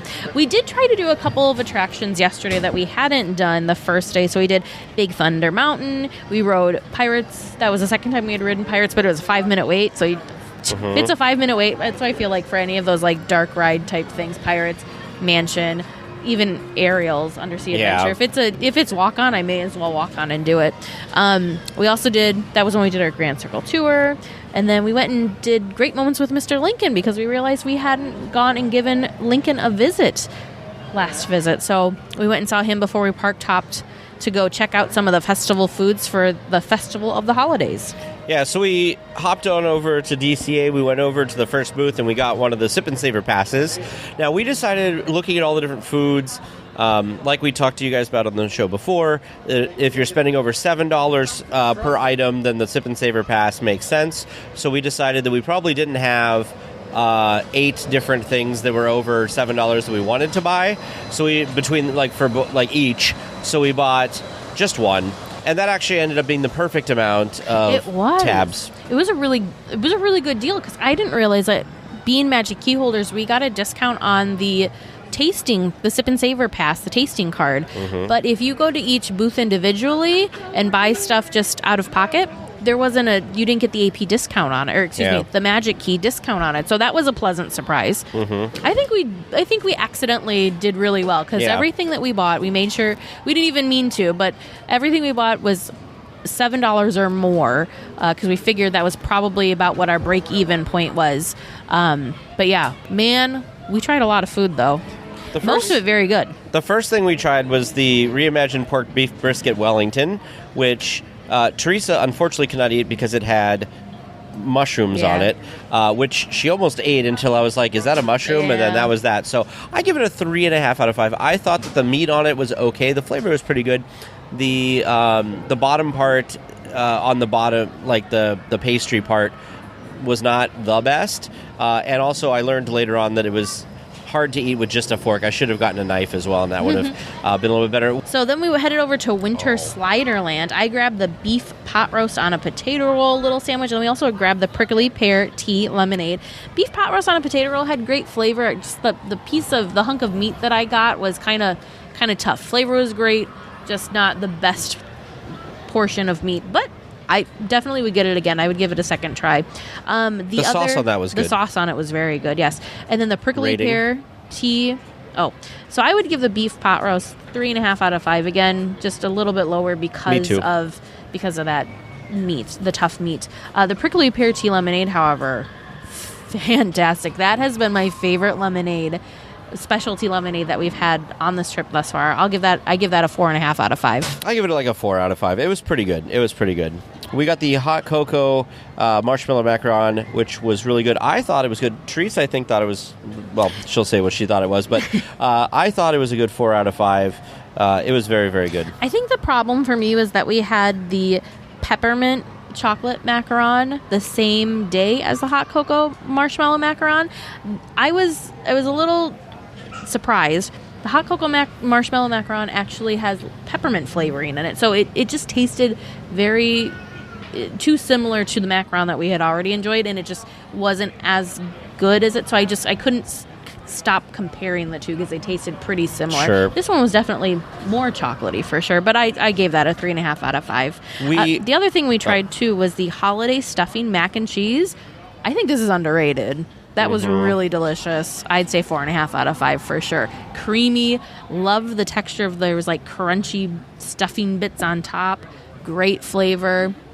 Very, very good. I would agree with that. I saw some reviews that thought it wasn't very good, but I thought ours was really good, which we'll come back to a little bit later, that there was another item that everybody rated really well, and we didn't think was that great.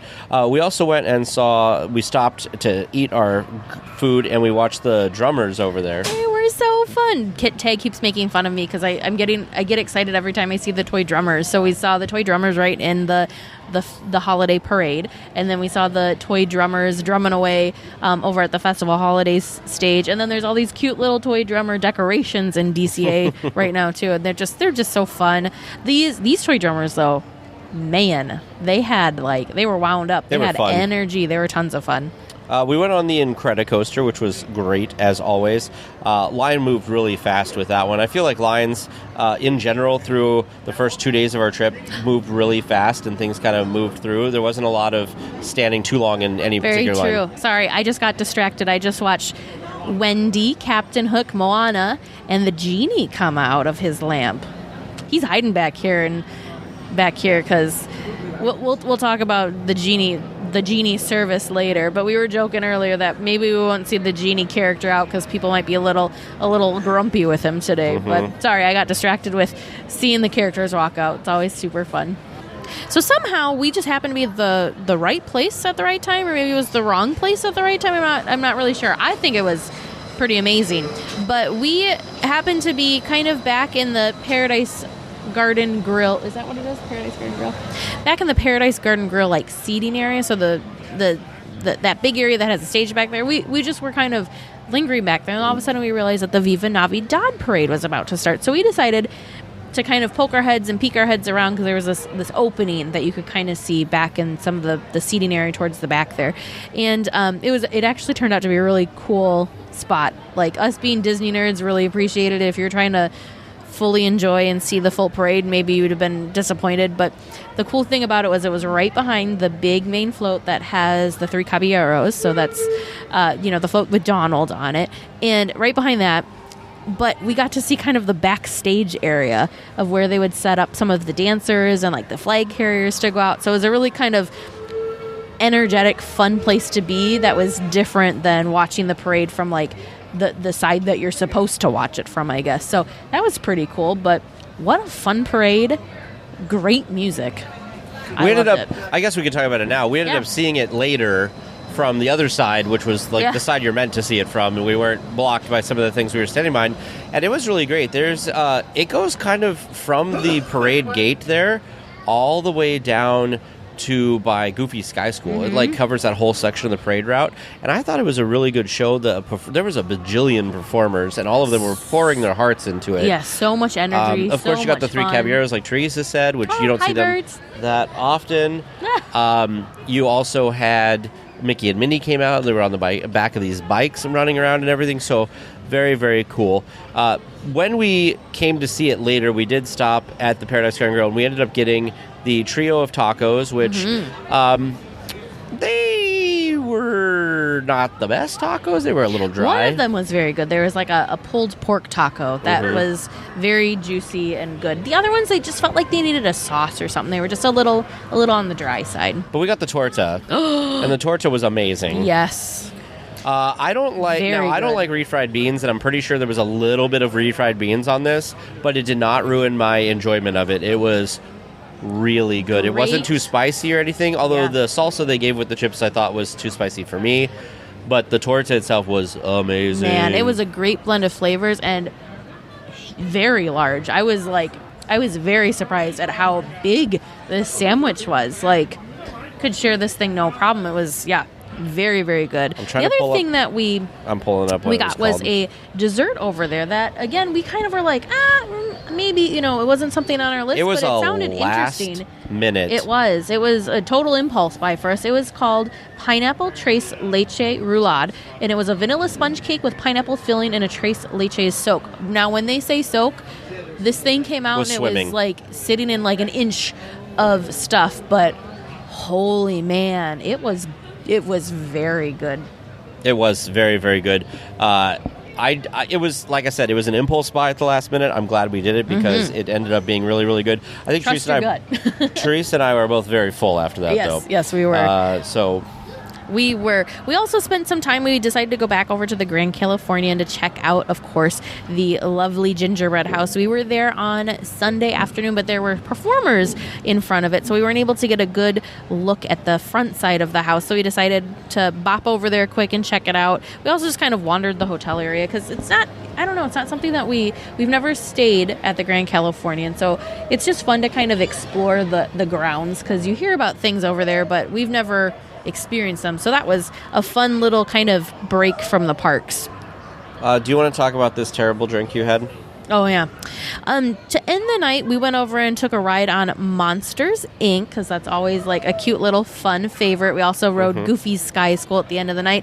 And then there was this holiday lemonade that was back at the Hollywood Lounge that I was super excited to try. It was on my list.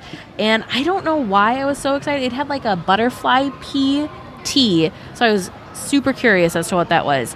I'm gonna rate it a 0. That got a 0 out of 5. It was not worth, by any stretch of the imagination, the $6 that we paid for it or whatever it was. It was not good. So we watched. The experience back there was also not great either. They seemed a bit discombobulated. It felt like the booths we had at D23 that were a third-party run. Yeah. It didn't feel like a Disney operation at all. Yeah. It was kind of messy, and the cast members back there just didn't seem to, I don't know if it was like late in the night, so they just wanted to go home or what it was, but yeah, first I mobile ordered. My little thing popped up saying that my order was ready. I went to the counter, and my drink was not ready. So she said, "That's okay, what did you have?" And then she turned around, and then she was gone for like 5 minutes. And then she came back, and it was because they'd run out of cups. So she had to go search and find plastic cups to be able to put my drink in. So we got the cups situated. She then filled my cup with ice. And then the drink mostly consisted of orange juice, some limeade, and then just a touch of that just a touch of that butterfly pea tea. So it was mostly ice, though. It was, so it was just kind of like, it tasted kind of almost like watered down orange juice.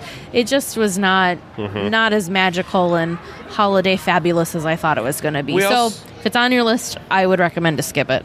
We also went and saw Mickey's Fill Our Magic to kind of round out the night, which was great as always. We went through some of the shops there. Poor Teresa has been looking for this shirt everywhere, but I think we've given up on it at this point. Yeah. But we walked through there, nothing terribly exciting. We went back to the hotel because we knew, we were going to start our last day, which is today, in the parks early.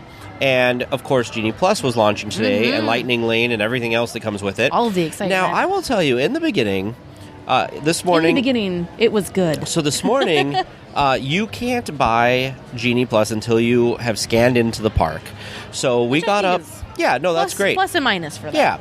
So we got up, we came over, we waited in the security line, we got into DCA, we got some candy canes again, like we wanted to. While we were in line for the candy canes, I ordered the Genie Plus, which that process went pretty smooth. You can order it for everybody in your party from the one thing, as long as your tickets are linked or whatever. And you're both in the park, because they do verify that with your location services. Then Teresa ordered her coffee at Joffrey's. I got my Joffrey's. I ordered some breakfast at Pym Test Kitchen because that seemed like a good thing. And we grabbed I just wanted to try it, so I grabbed a Lightning Lane reservation for Mission Breakout. We're able to get that pretty quick. We finished eating. We went on Mission Break. Or no, we went on Mission Breakout before we ate. Yep. Because, food. Enjoyed that. That was we had a great cast member. We did. Our cast member for both the collector's office and then also the cast member that gets you buckled into your lift, your gantry lift. Both of amazing. them were fantastic. I didn't get their names. I didn't either, and we should have. But they were great. Enjoyed that. Everything went great. We escaped the collector, which was great. We went and ate our breakfast and got Teresa's coffee. I went and was able to get a second lightning lane for Toy Story Midway Mania, and that was just like the next thing that was coming up. So as we finished our coffee and everything, we went over to Midway Mania. That's where the problems started happening. Yeah. So we were trying to pull up the reservation so we could scan into Midway Mania, and it wasn't working. The cast member did tell us, and this is great for future reference, that as long as you have the barcode of your park ticket, the machine will be smart enough to scan that and know that you have the reservation there or the lightning lane reservation. So we were able to get onto Midway Mania. Teresa and I were pretty close, actually, weren't we? we didn't. It was much better than I did on Buzz Lightyear's Astro Blasters the other day. Yes. I'm awful. I'm probably the worst at Astro Blasters. I don't know what my issue is with that, but that's okay. But this is where everything started, like I said, go downhill. We, after that point, were not able to make any lightning lane reservations. Yep. However, I will say that at the beginning of our recording, I was able to snag a lightning lane reservation for Indiana Jones. So I think the system is coming back around. Well, the other thing too, so there's been a lot of chaos, which I'm sure a lot of you have seen online or read or heard other places, that people, as soon as it went down, a lot of people just went right to guest relations and complained, and I think they were issuing like different things, and they weren't issuing refunds per se, but they were issuing either $20 gift cards or giving paper lightning lane passes for like 2 attractions. They were trying to compensate people since they were feeling like they were missing out, which I understand because, it was supposed to work. It didn't work. We tried to look at the bright side of it. Yeah. Attraction wait times were still pretty low. Because it was mostly standby again. Yep, so we just sat through standby. We've been making the best out of our photo pass option that comes with the Genie. The other thing that when Genie actually fully comes out of his lamp and is ready to, make his grand debut, the one cool thing that we did get a sneak peek of is not only do they have a tip, there's something called a tip board now with the Genie. They have 2 sections of it. I think a lot of people just focus on the attraction side and kind of miss the other side, which is probably the best, in my opinion, the best part of Genie, is there is a dining tip board. That dining tip board, from what we could see this morning, it looks like it shows you like a list of places to get food in order of like wait time. What's available, so, yeah. If you want to mobile order something and you don't want to wait long and you don't have your heart set in a specific location, it looks like it will, at the top of the list, show you all of the places that have the shortest, the soonest window for mobile order, which is great. The other cool thing, too, is it shows any of the, walk-up lists. So places like Cafe Orleans that have walk-up lists, right now you have to go over and scan a QR code over at that location to get on that walk-up list or that wait list. Now with Genie, you should be able to do that from anywhere in the park. So there are pluses. Now, that part of Genie, the dining tips, that is free. The only thing that you're paying for is things like the lightning lane. So that's the old fast pass system. The 2 attractions we went on, the lightning lane was exactly the same queue and the exact same path as what the fast pass lanes had been. Yeah. Overall, I think once they get the bugs kind of worked out of everybody hitting the system that's brand new really hard the first day and all of that, I think that the system will eventually be pretty good. If you ever used Max Pass, it feels very similar to that. It does seem like they added some really nice things, like the fact that they were able to add the dining section in there. We weren't able to really enjoy a lot of the whole system where they show the crowd calendar and stuff. Seems like that whole section has been kind of disabled for the moment. It seems like they're trying to get the basic functionality that people care about most working right now and try to shut off features that are just, it's not worth trying to work on right this second. But overall, I think it's going to end up being good. Teresa and I did talk about in future trips, maybe 1 or 2 days of a 4 or 5 day trip getting it, but I don't think it's something, at least at this point, it's hard to tell because not everybody's been able to use lightning lanes, so we don't know what the impact on standby lanes have been. Miguel just walked out. I have not seen a meet and greet with Miguel here in Fantasyland before. I keep getting distracted by the characters. We need to find like a whole... This might not be a good place to record future podcasts since I keep getting distracted by the fun characters. Yes. We've got Miguel, we've got Bert from Mary Poppins, and then we also have Pinocchio's over there. They're just so fun and so cute.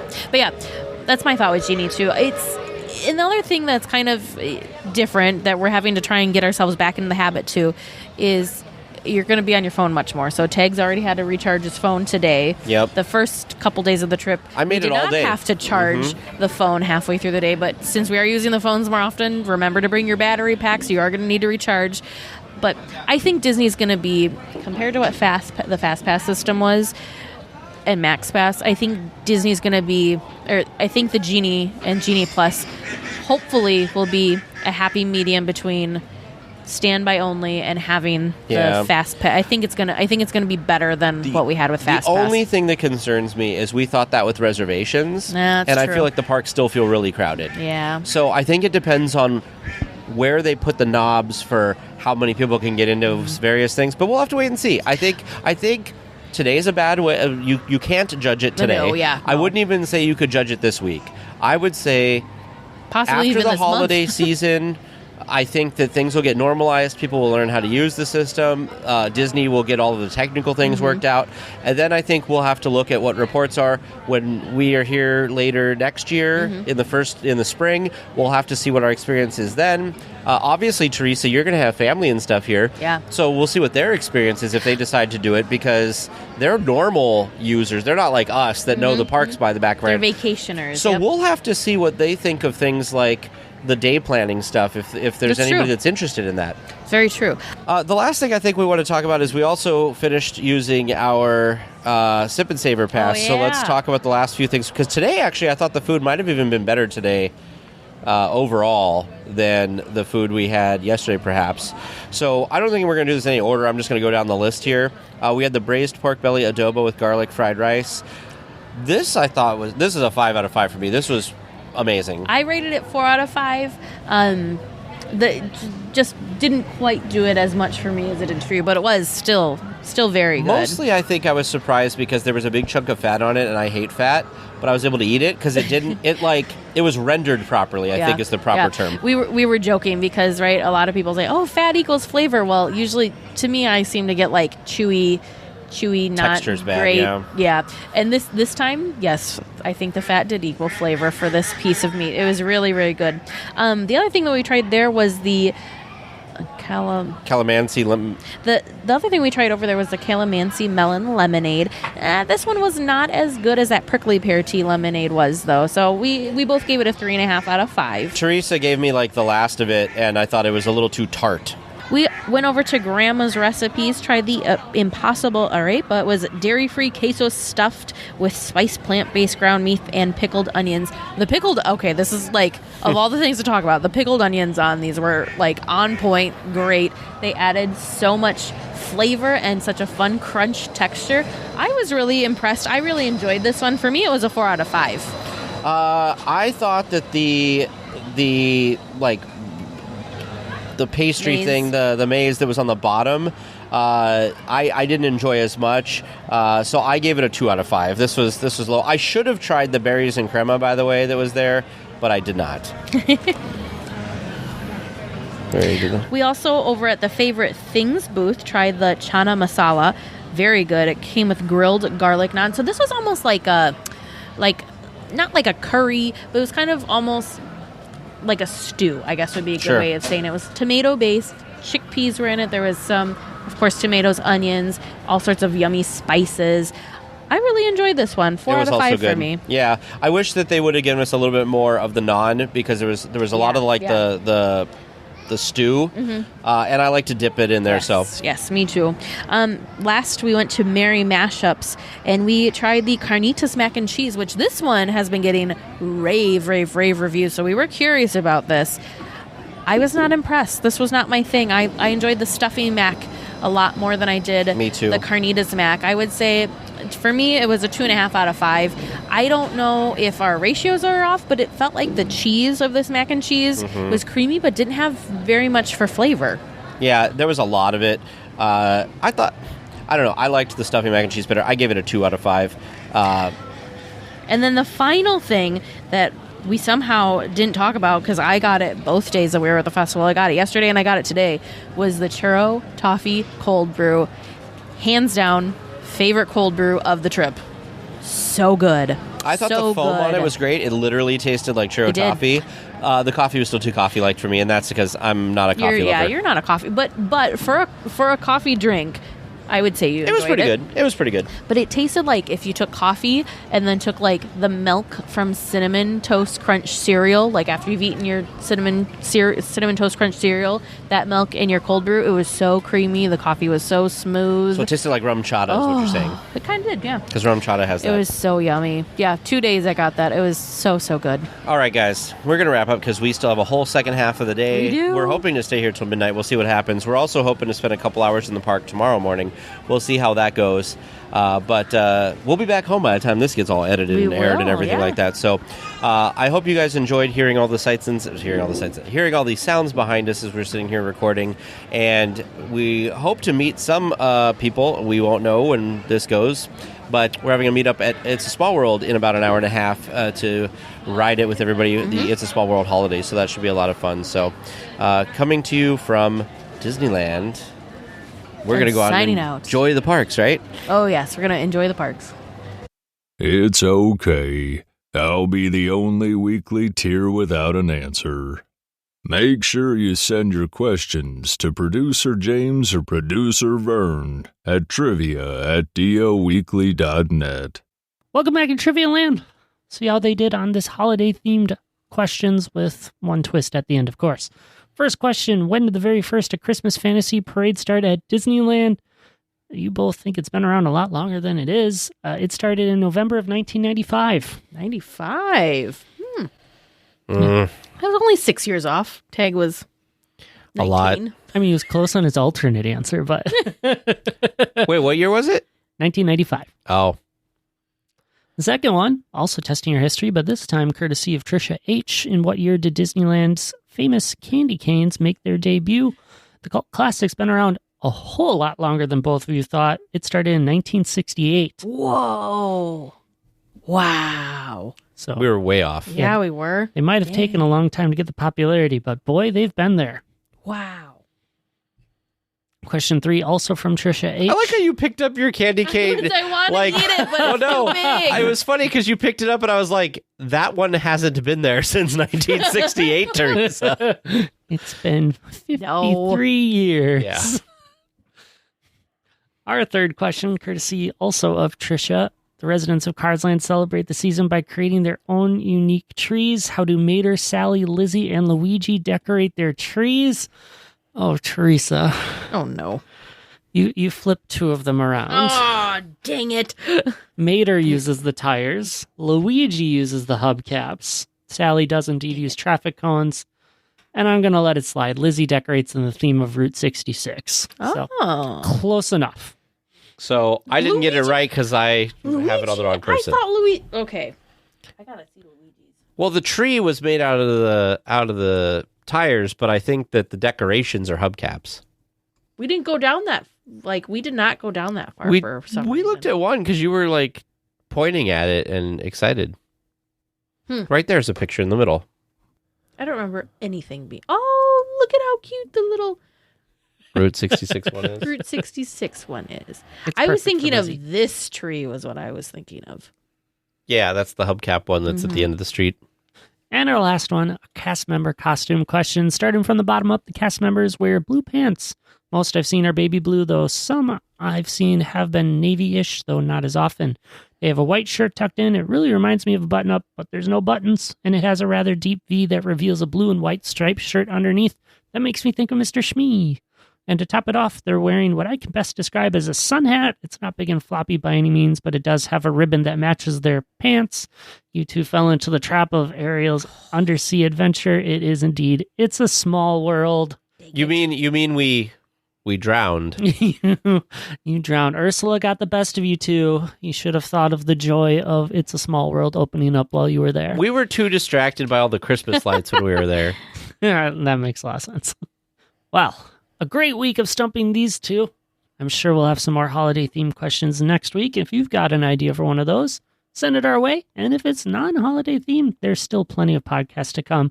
Producer Vern, and my email is trivia@dlweekly.net. Well, we will be back next week with more Disneyland news and information. Until then, go out and enjoy the parks. Please remain seated until the podcast comes to a complete stop and the doors have opened.